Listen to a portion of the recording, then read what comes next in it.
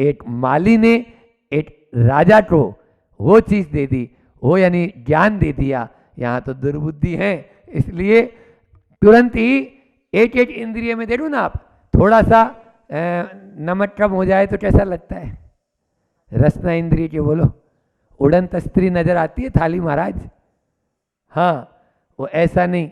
और थोड़ा सा स्पर्शन इंद्रिय, कैसा गद्दा सॉफ्ट सॉफ्ट चाहिए। बड़ी विचित्र स्थिति है, आदमी हर चीज सॉफ्ट चाहता है, हर चीज। गद्दा देखो तो सॉफ्ट चाहता है, आइसक्रीम देखो तो सॉफ्ट चाहता है ना। और वो क्या खाते हो आप, केक वगैरह या जो भी होता है, वो स्पंजी स्पंजी, गुलाब जामुन और रसगुल्ला, बोलो ना प्रमोद जी। हाँ, सब सॉफ्ट होना चाहिए, हार्ड हो जाए तो उसका मजा महाराज बिगड़ जाता है। लेकिन आदमी का आचरण कैसा है? वो सॉफ्ट है क्या? आदमी की बोली कैसी है? बोलो, आदमी का मन कैसा है? मन हार्ड, वचन हार्ड और काया हार्ड, बाकी सब सॉफ्ट चाहता है। ऐसे में कैसे काम चलेगा? नहीं होगा। इस प्रकार से आदमी फूलों की नहीं सूलों की सेज है। उस माली ने क्या जवाब दिया? ये फूलों की सेज नहीं, ये सूलों की सेज है। बस यदि इस कारिका को आत्मसात करना चाहते हो, सामायिक पाठ का सच्चा आनंद लेना चाहते हो, बहुत ज्यादा नहीं करना। आचार्य भगवान कह रहे हैं, तू जहां खड़ा है ना, जहां खड़ा है वहां पर से उल्टा हो जा। जिधर तेरी पीठ है उधर मुंह कर ले, और जिधर मुंह है उधर पीठ कर ले। मोक्ष मार्ग तेरा शुरू हो जाएगा, मोक्ष मार्ग तेरा शुरू हो जाएगा। ऐसा ही यानी यह आज तक हमने ज्ञान का दुरुपयोग किया, दुर्धिया। धी तो सबके पास में है, धी यानी बुद्धि, लेकिन वो सुबुद्धि नहीं है, दुर्बुद्धि है। इसको ही आगम की भाषा में प्रज्ञा अपराध बोलते हैं। क्या बोलते हैं? प्रज्ञा अपराध। आज का हाइकू लेता हूं पहले, और हाइकू क्या है उसमें संस्मरण भी आ जाएगा कि हाइकू ये है, मूल गुण तो मुनि महाराज के कितने मूल गुण होते हैं? 28। आप सबके कितने मूल गुण हैं? 8। हाँ, कितने मूल गुण हैं? 8। बहुत बढ़िया। और मुनि महाराज के 28। तो वो 28 जो मूल गुण हैं उनमें मूल गुण तो 5 अक्षर हो गए। इंद्रिय जय न की 7 अक्षर हो गए। मनोविजय, मनोविजय मूल गुण नहीं है। मन को विजय करना है, ये मूल गुण है ही नहीं। 28 में देख लो आप कहीं है क्या? बोलो। 5 इंद्रिय जय तो है, 5 महाव्रत, 5 समिति, 5 इंद्रिय जय, 6 आवश्यक और 7 शेष मूल गुण, जो कैसलोच आदि, स्नान नहीं करना और ये सब है ना। तो ये 28 मूल गुण है या नहीं है? तो इस प्रकार से इन 28 मूल गुणों का पालन में इंद्रिय जय है। मूल गुण तो इंद्रिय जय न कि मनो विजय। बोलो। तो इसमें क्या कहना चाह रहा हूं? इंद्रियों को, अब संस्मरण क्या है? संस्मरण ये है कि 1993 की बात है, आचार्य श्री जी अमरकंटक पहुंचे सबसे पहली बार, कड़ाके की ठंड में, सर्दी के मौसम में अमरकंटक। और ऐसी ठंड कि बिल्कुल कप कपी वाली माइनस टेम्परेचर, गाड़ियां खड़ी रहती तो उन पे बर्फ जम जाती। तो रात में जो जैनेतर साधु हैं उनके आश्रम थे वहां पर, वो लोग खिड़कियों से देखने आते कि ये रात में आग तापते होंगे या कुछ न कुछ तो ओढ़ते होंगे, लेकिन कुछ नहीं, वहां तो कुछ नहीं ओढ़ते। और वे लोग दांतों तले उंगली अचंभित हो जाते। उनके एक बाबा वहां पर एक आश्रम है, कल्याण आश्रम, तो कल्याण बाबा आए अपने साधुओं के साथ में, 30-40 साधुओं के साथ में दिन में, आचार्य श्री जी के पास में आके बैठे। बोले बाकी सब तो ठीक है, ठंडी गर्मी और ये सहन करना, लेकिन आप अपनी इंद्रियों को कैसे जय कर लेते हैं? इंद्रियों को, क्योंकि नग्न रहते हैं, इंद्रियों को कैसे विजय कर लेते हैं? तब आचार्य श्री जी ने जो जवाब दिया, आज का पूरे प्रवचन का सार वही है, इंद्रियों का काम इंद्रियों से करो। हे आचार्य भगवान, हम तो इंद्रियों का काम इंद्रियों से ही करते हैं, इंद्रियों का काम इंद्रियों से ही करते हैं। नहीं, इंद्रियों का काम इंद्रियों से नहीं करते, उसमें मन लगाते हो। आंखों से देखो, कोई पाप नहीं होगा। ये अच्छा है या बुरा, वाह क्या सुंदर डांस चल रहा है, ये क्या हुआ, कौन का काम है बोलो, मन का। मुंह से खाना, खाने में दोष नहीं, लेकिन अरे क्या स्वाद ही नहीं आ रहा है, ये क्या हुआ। जहां राग और द्वेष आ गया, कानों से सुनो, सुनने में दोष नहीं। इसलिए हमारे साधुओं के लिए कहा, ब्रुवन नपि न ब्रुवती, खादन नपि न खादती, दृश्य नपि न दृश्यति। देखते हुए भी नहीं देखते, खाते हुए भी नहीं खाते, बोलते हुए भी नहीं बोलते, सुनते हुए भी नहीं सुनते। जब ऐसी परिणति आ जाएगी तो वहां पर मन को बैठा देते ठंडे बसते हुए। मूल गुण तो इंद्रिय जय न कि मनोविजय। मन को यदि विजय प्राप्त करना चाहते हो तो इंद्रियों का काम इंद्रियों से करो, बस ये लिख लो। आपको कभी पाप का बंध नहीं होगा, ये भी है, पाप का बंध होगा ही नहीं, क्योंकि इंद्रिय का जय हो गया ना। वह इंद्रियों का हो रहा है, रूखा है, सूखा है, ठंडा है, गर्म है, जैसा है वैसा ले रहा है। और पत्थर मिल जाए तो वहाँ लेके गए थे पांडव लेनी में ऊपर रात्रि विश्राम करने की इच्छा हुई। अब क्या है, कुछ भी नहीं, कोई आटा पाटा कुछ नहीं, चटाई तो लेते ही नहीं है, पाटा। अब क्या है, पत्थर है, पत्थर की शिला पे आराम से, ऊपर से मच्छरों का आतंक और बढ़िया, लेकिन बढ़िया थक जाते हैं तो वैसे ही नींद आ ही जाती है।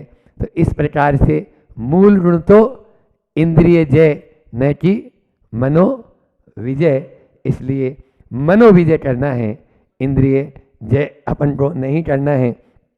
यहाँ पर जो है आचार्य भगवान ने इस कारिका के माध्यम से हमको यही बताया कि कसायों को और इंद्रियों को जब तक नहीं जीतेंगे तब तक अपने आप में हम नहीं हो पाएंगे। इसलिए 4 पॉइंट हमने बनाए जो दिए कि किस प्रकार से आप इंद्रिय जय कर सकते हैं। निषेध, 4 बातें लिख लो। निषेध, नियंत्रण, फिर नियम और शुद्धि। रिपीट कर रहा हूं, निषेध, नियंत्रण, नियम और शुद्धि, इन 4 को अपने जीवन में अपना लेंगे तो हमें सिद्धि की फिर आवश्यकता नहीं, सिद्धि तो होना ही होना है। सबसे पहले अवॉइड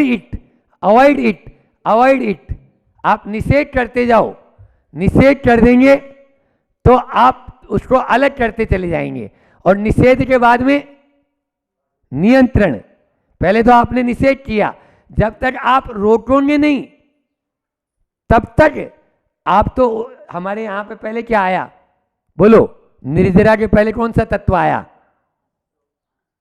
बोलो ना, जीव, अजीव, आश्रव और बंध, और निर्जरा, संवर और मोक्ष की आगे की बातें।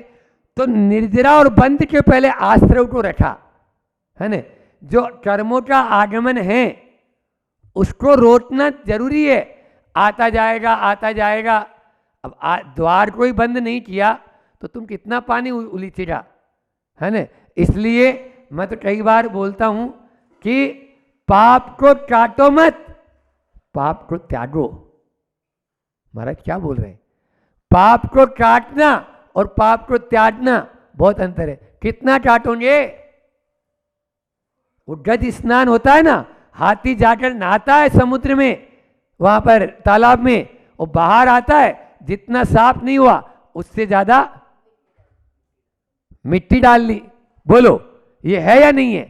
तो ये गज स्नान हमारा चल रहा है, वो नहीं, पाप को त्यागना है, त्याग देंगे, स्टॉप इट, निषेध। त्याग का मतलब ही निषेध है। नियंत्रण, दूसरा शब्द है नियंत्रण। उसके बाद में कंट्रोल इट, पहले अवॉइड इट, कंट्रोल इट। अब कंट्रोल करना जरूरी है। ये बताओ, गाड़ी बहुत अच्छी है, BMW शोरूम से लाए, लाइसेंस भी है, गाड़ी का रोड भी इतना टनाटन है मत पूछो, बिल्कुल बढ़िया चिकन रोड है ना। आप ड्राइवर भी हैं, चलाना भी जानते हैं, लेकिन बस गाड़ी में ब्रेक नहीं है। उस BMW की गाड़ी में ब्रेक नहीं है। क्या कभी आप अपने गंतव्य तक पहुंच पाओगे? 3 साल में नहीं। इसलिए पहले कसायों का रखा, कसायों को छोड़ो, निषेध करो, फिर इंद्रियों के पर अंकुश। आज जो चर्चा चल रही है ना, बहुत अच्छी चर्चा है। कसाया सवेसन दुर्दिया, इसी के कारण हम डूबते चले जा रहे हैं। तो कसायों पर, फिर इंद्रियों पर नियंत्रण, और कसायों को निषेध, त्याग, कसायों पर विजय, उनको छोड़ना है। कसाय को छोड़ो और इंद्रियों को नियंत्रण में रखो। और तीसरा शब्द क्या दिया हमने? नियम। नियम, नियम ले लो। नियम लेने से, अभी ये बताओ, आपने यदि कहा कि आज एक दिन अपन चतुर्दशी का दिन है, पंखे का त्याग कर देते हैं, अब बहुत गर्मी पड़ रही है, आपका पंखे की तरफ ध्यान जाता है क्या? बोलो, कभी लगता है कि अपन आज पंखा चला लें भैया, बहुत गर्मी लग रही है? लगेगा ही नहीं, क्योंकि आपने त्याग कर दिया ना। अच्छा, ये तो चलो पंखा हो गया, आपने चतुर्दशी का दिन है, आपने उपवास का नियम ले लिया पहले दिन। अब आपका भोजन में मन जा रहा है क्या? वो गृहिणी सबको भोजन करा देगी, वो माता, लेकिन खुद भोजन करना है क्या? उसके मन में रत्ती भर भी ऐसा आया क्या कि आज मुझे भोजन करना है? क्यों नहीं आया? नियम। नियम के बिना, कल मैंने कहा था वहां पेड़ के नीचे जब बैठे थे, बरगद के पेड़ नीचे, कि एक बच्चा आया, बोले मैं कोई नियम नहीं लेता हूं, मेरा नियम में विश्वास नहीं है। तो मैंने कहा भैया क्या तुम कौन सा गेम खेलते हो? बोले क्रिकेट में मेरी बहुत रुचि है। अच्छा ये बताओ, क्रिकेट में कोई नियम नहीं हो, कोई क्रीज नहीं हो, कहीं से भी बैठ के बल्ला घुमा देता है क्या? कहीं से भी बॉल फेंक देता है क्या? कहीं से भी बॉल मार देता है क्या? कितने नियम है, तब जाके वो खेल है। जिस प्रकार से खेल का नियम होता है तब वह खेल खेल है, उसी प्रकार जिंदगी में यदि नियम होंगे तो वो जीवन आपका सार्थक है, अन्यथा वो सार्थक नहीं है। हर चीज में नियम होना बहुत जरूरी है। और उसके बाद में जैसे ट्रैफिक होता है, ट्रैफिक में भी ट्रैफिक के रूल होते हैं, ट्रैफिक के रूल होते हैं, उन रूल्स का अपन पालन करेंगे, फॉलो करेंगे। आगे उन्हीं का था क्या? अच्छा, ट्रैफिक के जो रूल्स होते हैं उनको पालन करेंगे, तभी हम अपने गंतव्य तक पहुंच पाएंगे। और उसके बाद में यानी 3 बता दिया, पहला निषेध, दूसरा नियंत्रण, तीसरा नियम, तभी हम अपने सिद्धि को तभी हम शुद्ध हो पाएंगे। और जब शुद्धि को प्राप्त कर लेंगे, यहाँ पर इसमें आया है चारित्र शुद्धेर यदकारी लोपनम, इस शुद्धि शब्द से ही हम आगे बढ़े। समझ में आ रहा है? चारित्र की जो शुद्धि है वो मैंने लुप्त कर दी, लोप हो गई। और वर्तमान में तो आप देख ही रहे हो, आज पश्चिमी संस्कृति ने हमारे चारित्र पर ऐसा हमला बोल दिया कि चारों तरफ से कोई भी वो पालन करना ही नहीं चाहता है। कल ही एक माँ आई, दादी, इतना रोई मेरे पास में आके कि मेरा पोता जो है वो 2 महीने से होटल में भोजन कर रहा है, घर का भोजन नहीं कर रहा। क्या चाहता है? बस कुछ नहीं, वो चाहता है कि हम पहले क्षमा याचना करें, क्षमा मांगे तब होए। इस प्रकार से कुछ बात यानी आपस में हो गई। और उसके अलावा वो जो है उसको कुछ भी अब आगे बोल नहीं सकते, वो जो करना है। तो मैं तो कहता हूँ, मैंने आज वही चिंतन लिखा अपने बोर्ड पर, कमरे पर, कि वेस्ट की बातों में से जो वेस्ट है उसको छोड़ दो और जो बेस्ट है उसको अपना लो। जो वेस्ट है उसको छोड़ दो और जो बेस्ट है, एक होता है वेस्ट और एक होता है बेस्ट। अपन को बेस्ट बनना है वेस्ट के कल्चर में, क्योंकि सूरज वेस्ट की ओर गया तो डूबा ही है। इसलिए हमें पाश्चात्य संस्कृति को अपने ऊपर हावी नहीं होने देना है। यहाँ पर भी शुद्धि की बात चल रही है। चारित्र में हम सब शुद्धि तभी ला सकते हैं जब, क्योंकि ज़्यादा ज्ञान काम का नहीं, ज्ञान होना नहीं, समझदार होना, 2 चीज़ें ना, एक है ज्ञानी और एक है समझदार। आप लोग पढ़ लिख कर ज्ञान तो अर्जन कर रहे हैं। आज जो तथाकथित जो किताबी ज्ञान, आचार्य श्रीजी का एक हाइट और दे देता हूँ, आए हैं तो हम अधिक 5 अक्षर हो गए, हम अधिक पढ़े लिखे हैं, कम समझदार। आज का आदमी अधिक पढ़ा लिखा तो है लेकिन समझदार बिल्कुल भी नहीं है। पिता से कैसे बात करना है ये नहीं जान रहा, गुरु के सामने कैसे आना है ये नहीं जान रहा, हमारा कर्तव्य क्या है ये नहीं जान रहा, हमें क्या औचित्य है और क्या अनौचित्य है, उचित और अनुचितता का भेद ही भूल गया। तो क्या उपदेश किसको दे पाए, ये सब चीज़ें अपने जीवन में अपन को लाना है। तो आज आचार्य भगवंत की इस कारिका के माध्यम से हम अपने जीवन में इस बात को गांठ बांध लें कि विमुक्ति मार्ग प्रतिकूल वर्तिना मया कसाया शवसेन दुर्दिया चारित्र शुद्धिर यदकारी लोपनम तदस्तु मिथ्या मम दुष्कृतम प्रभो। मेरा वह सब पाप मिथ्या हो जो मन से मैंने विचार किया, जो तन से मैंने किया है और जो वचन में मैंने बोला है, ये सब मिथ्या होए या मिथ्या होगा, तभी हम अपनी शुद्ध और सिद्ध अवस्था को प्राप्त करेंगे। हम सब भी सिद्ध अवस्था को प्राप्त करें। इसी परम पुनीत भावना के साथ अपनी वाणी को विराम देता हूँ। बोले अहिंसा परमो धर्म की। आचार्य गुरुवर विद्यासागर जी महामुनि राज की।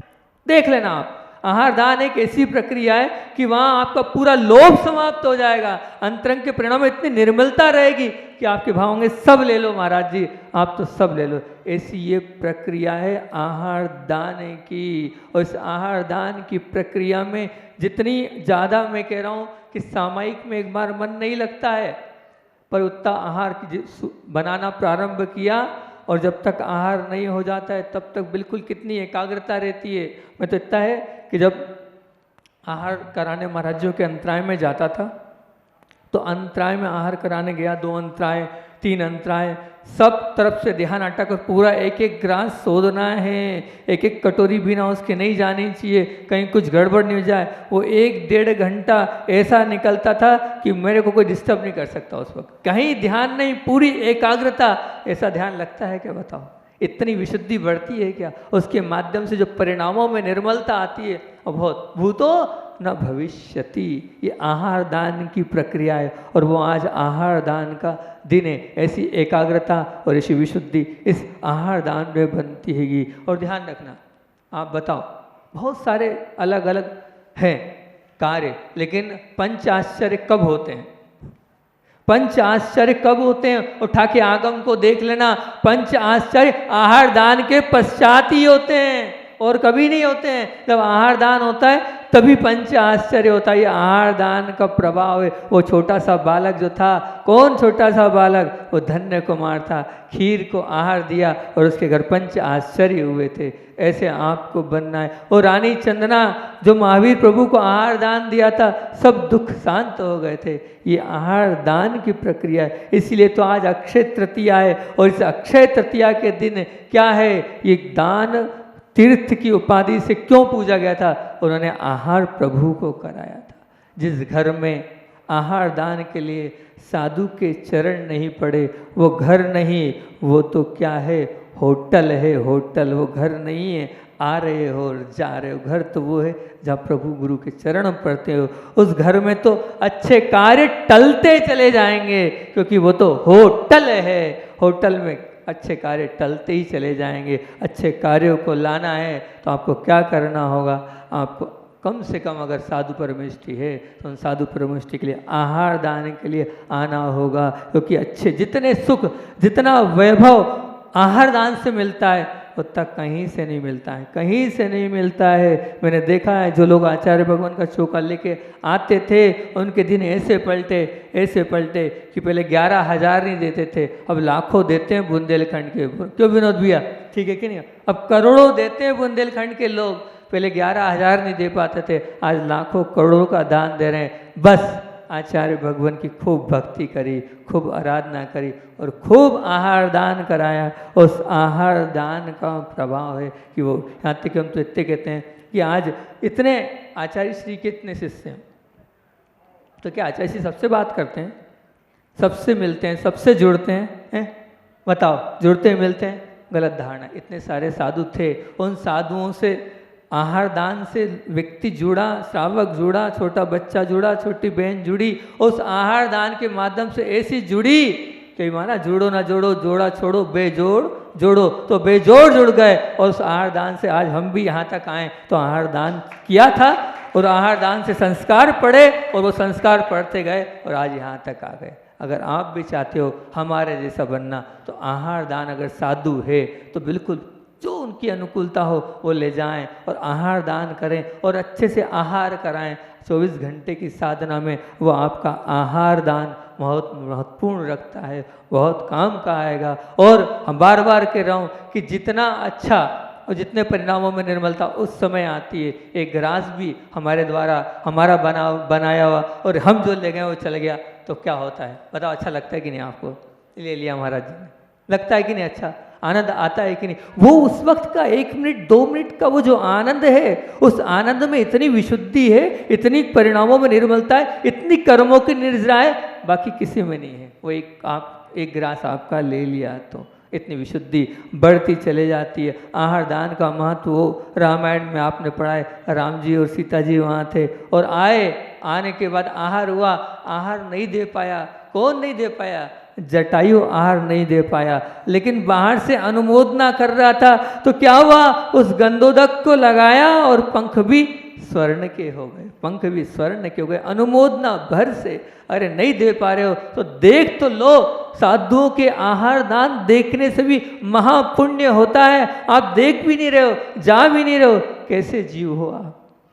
कैसे जीव हो आप? हैं बताओ, कैसा पाप कर रहे हो? पुण्य का मौका मिला है लेकिन आप नहीं कर रहे हो। ये मान के चलना, आहार दान की प्रक्रिया अपने आप में एक बहुत अच्छा कथानक हमेशा बोलता हूँ मैं आहार दान के ऊपर, शायद एक बहुत बड़े मैसेज को लिए हुए रहता है। बहुत बार सुना भी होगा आपने वो कथानक, लेकिन फिर भी उस कथानक को आपके सामने रख रहा हूँ, क्योंकि मैं तो ये मानता हूँ कि सबको स्वस्थ होना है।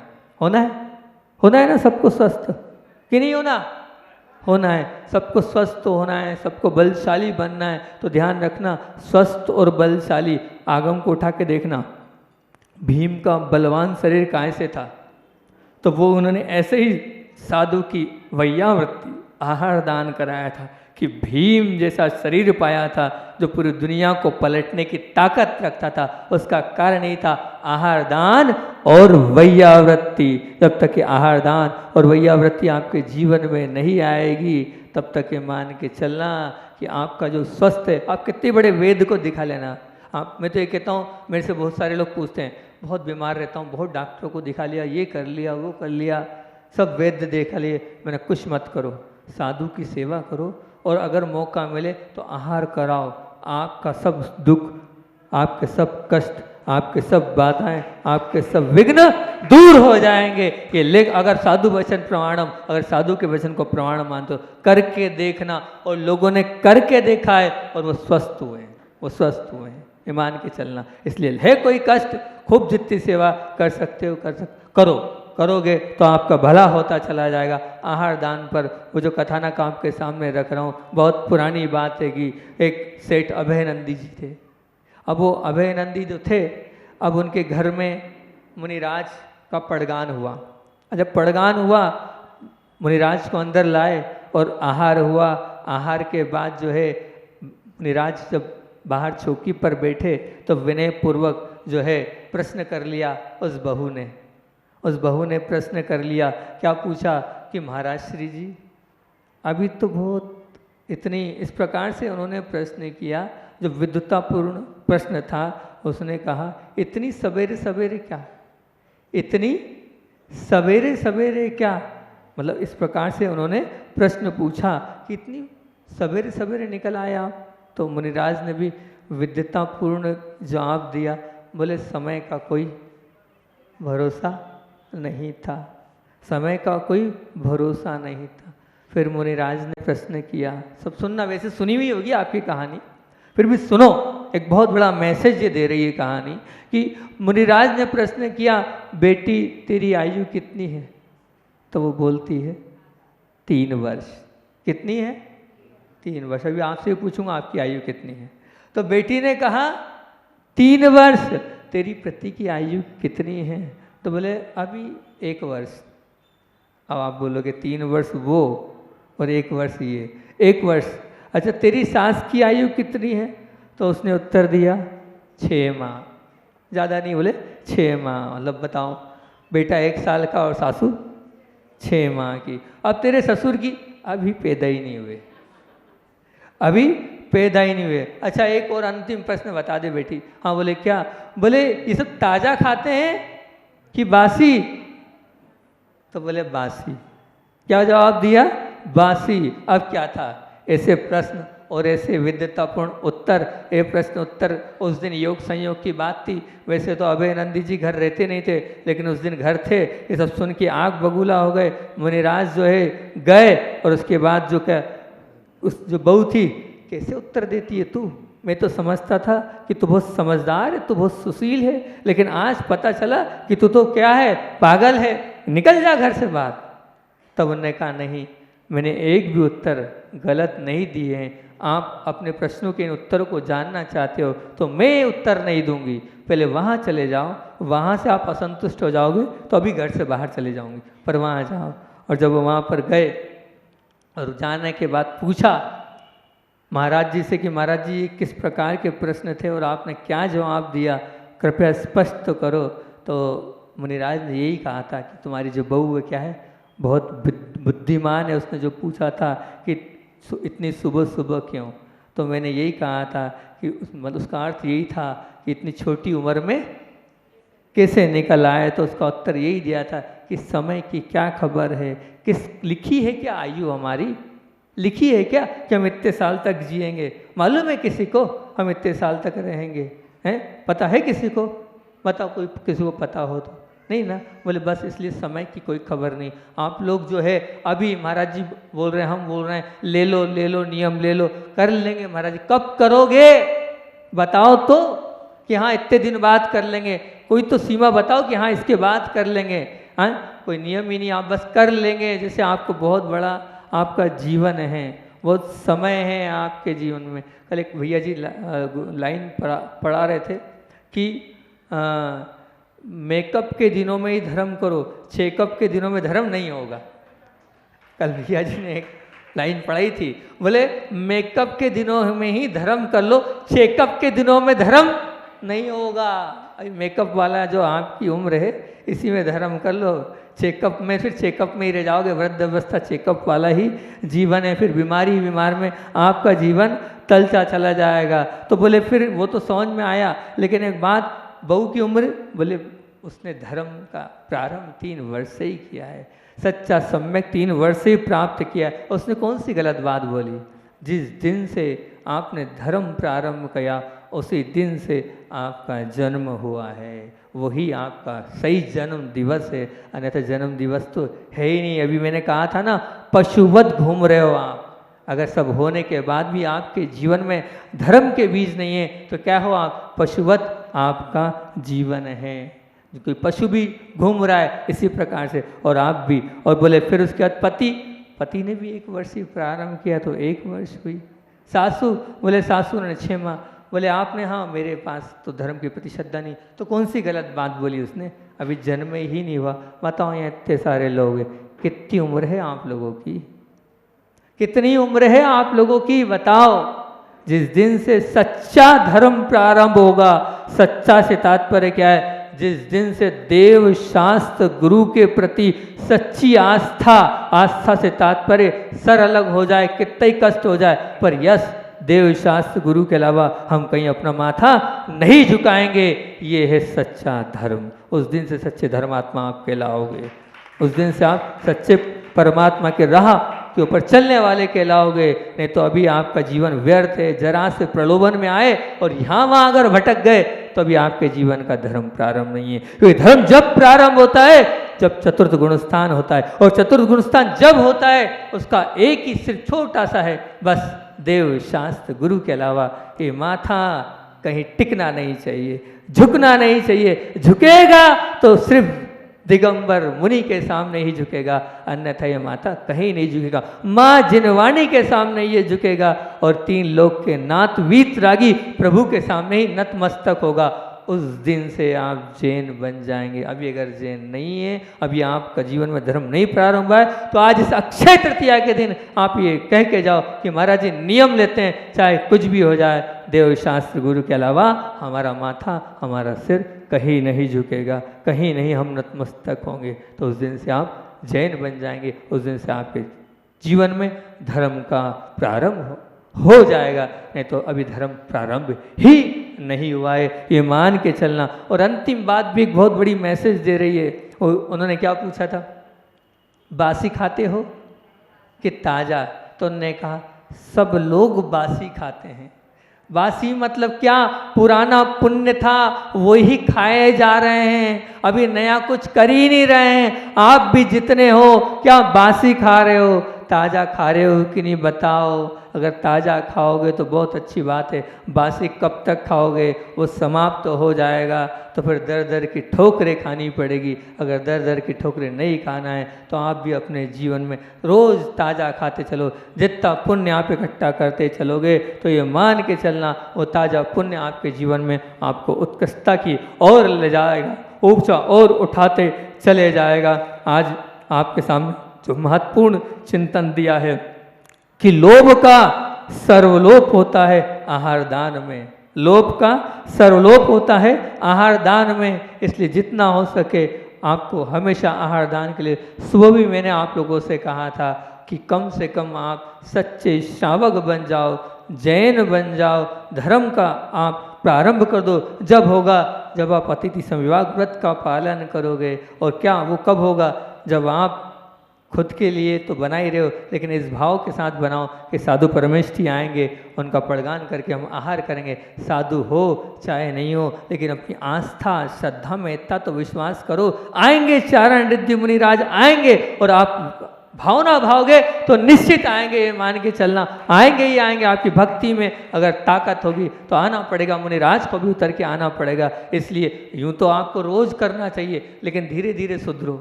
कम से कम महीने में 4 दिन और साल में 50 वे आएंगे। आप यहाँ इतने सारे लोग बैठे हैं, बम्बई वाले निवेदन करने आए, आवेदन करने आए, तो मैं बम्बई वालों से इतना ही कहूँगा कि कम से कम आप लोग, कितने लोग रहते हैं नियम कि हम महीने में 4 दिन शुद्ध भोजन करेंगे, कुएं का भोजन करेंगे, पड़गान करेंगे, करो। इतनी है कहाँ है भैया, मनोज जी आए निवेदन बार बार कर रहे हैं, बोलो आप ही ले लो नियम कि हाँ महीने में 4 दिन महाराज जी हम शुद्ध भोजन करेंगे। एक बार करके तो देखना, वो असली जीवन रहेगा, आपको लगेगा कि हाँ ये मैंने जीवन जिया है, यही सब कुछ, आज का दिन मेरे लिए सार्थक है। नहीं तो जितना मैंने जिया है वो क्या है, अनर्थक किया है मैंने। कितने लोग तैयार हो रहे हैं बताओ, वो नहीं खाते हैं जो नहीं, नए लोग तैयार हो, नए लोग तैयार होंगे। यहाँ एक हाथ तो उठा, और 2 और 3 और बस 3 ही लोग, बाकी सब कोई तैयार नहीं हो रहा है। आप पीछा नहीं, अभी जितते उतने तो जग जाओ, फिर आगे आएंगे तो आएंगे ही आएंगे, जगाएंगे ही जाएंगे, लेकिन अभी जितने उतने तो जग जाओ। जग जाओगे तो बहुत अच्छी बात है। नहीं तो देखा यहाँ पर आए, आज सुबह लोग आए थे और वहाँ के लोग, हम तीर्थ स्थान की वंदना करने जा रहे, तो मैंने उनसे 4 बात बोली।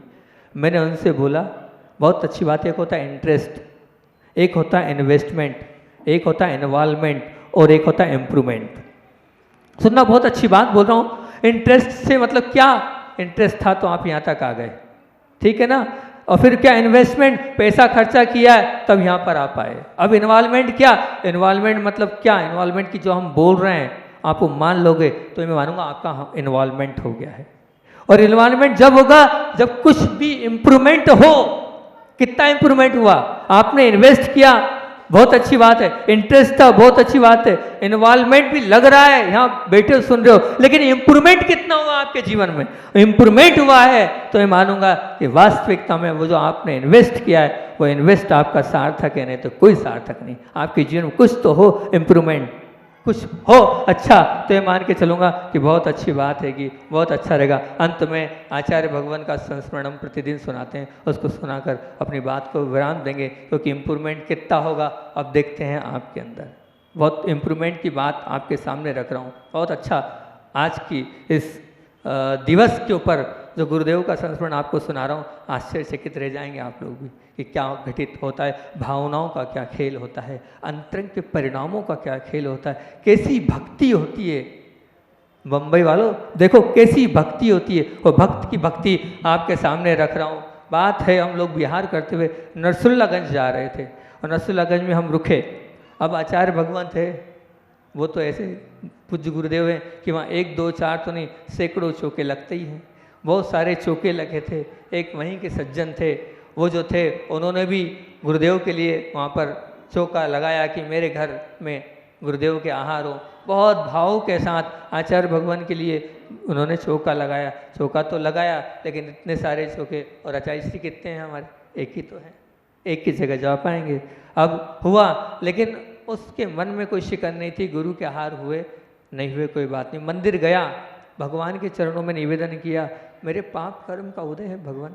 मैं चाहता था कि साक्षात गुरु आए थे, मेरे घर में चरण पड़े, लेकिन नहीं चढ़ पाए। कोई बात नहीं, मैं अपने पुण्य को बढ़ाऊंगा। और पुण्य को बढ़ाने के लिए क्या, उन्होंने एक ही नियम लिया कि जब तक अब आचार्य भगवान का मैं अपने घर में आहार नहीं करा लेता हूँ, तब तक एकासन करूँगा, तब तक एक आसन करूँगा। अब आएंगे, जब आएंगे गुरु जी, 1 साल 2 साल, जब आए 10 साल, जब आएंगे, जब तक गुरुदेव का नहीं होता है तब तक के लिए क्या, एक आसन। बस वो नियम लिया और कुछ वर्षों के पश्चात आचार्य श्री का जाना हुआ। और आचार्य श्री का जाना वैसे ही चौके थे, लेकिन आचार्य श्री जी के कदम वहाँ रुक गए। आचार्य श्री जी ने बोला मेरे भाव तो आगे जाने के थे, पर पता नहीं वहाँ कदम क्यों रुक गए। बाद में पता चला कि उसकी भक्ति ने कदम रोक दिए, उसकी आस्था ने कदम रोक दी, उसकी श्रद्धा ने कदम रोक दी। ऐसी भक्ति आपके अंदर होना चाहिए, तो निश्चित तौर से बम्बई की ओर कदम हमारे बढ़ जाएंगे।